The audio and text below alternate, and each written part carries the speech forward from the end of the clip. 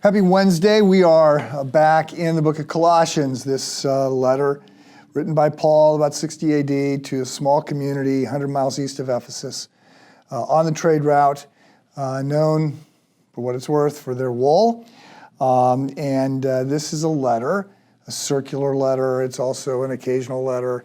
It is a letter that is going to celebrate Jesus.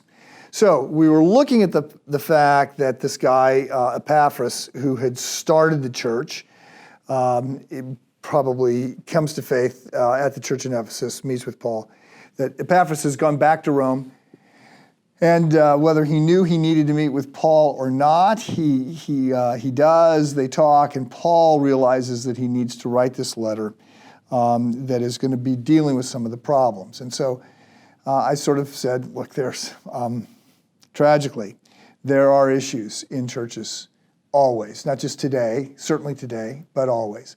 Theological issues, family issues, more than a few of the problems are about money, or they're about sex, or they're about power. People, starting with leaders, but people are not who we hope. And we are fallen, we are broken, we are sinful. Now, some of the problems we would rightly assume. Some of the problems that happened in the early church happened because of the pace of leadership, or the pace of turning leadership over. Paul blows into town, preaches, starts a riot, goes to jail, gets out, still disciples for a little bit, some of the people, and then is moving on. And so you have people who have not been rigorously formed by the gospel yet, who don't know a lot, and they don't know what they don't know.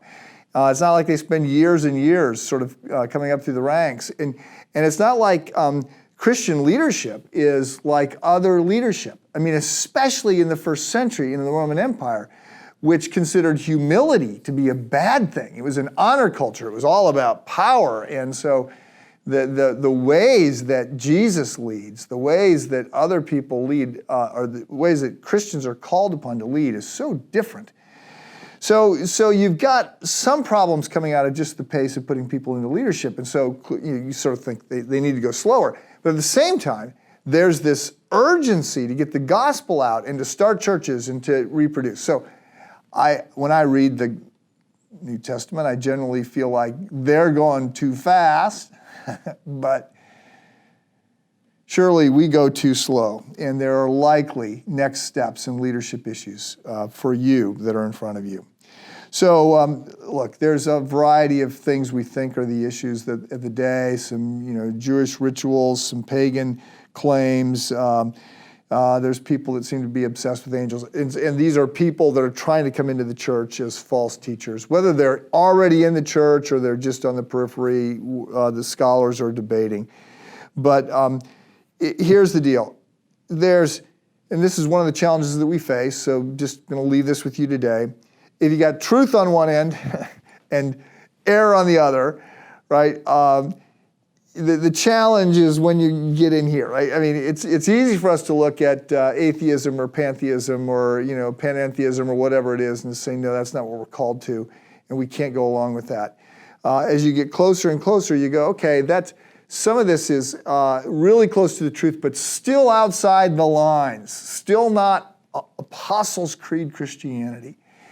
And the challenge is it gets, when it's error, when it's clear error, you have the problem that it's error, but it's sort of easy to know that it's error. As you get closer into the truth, it's less error, but lies that contain truth are harder to tell from lies that are complete fabrications.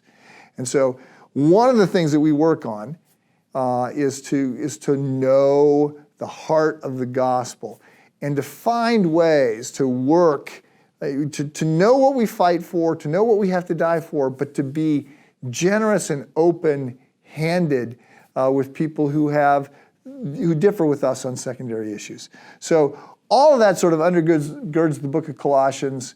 Tomorrow we'll actually look at verses 1 and 2. Have a good day.